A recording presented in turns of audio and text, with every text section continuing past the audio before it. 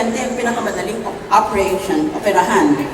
Sabi ng una, electricians, everything inside them is color-coded. Sabi ng pangalawang doktor, librarians, everything inside them is in alphabetical order. Sabi ng pangatlo, politiko ang pinakamadali. They have no brains, they have no guts, they have no hearts, and they have no balls.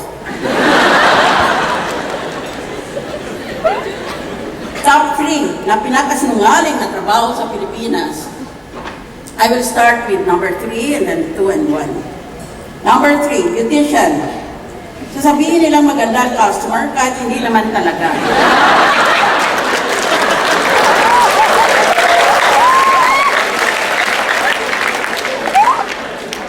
Number 2, doktor ng jeep.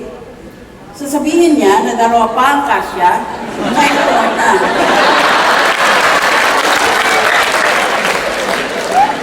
And last, and the most prolific of all these liars, number 1, political.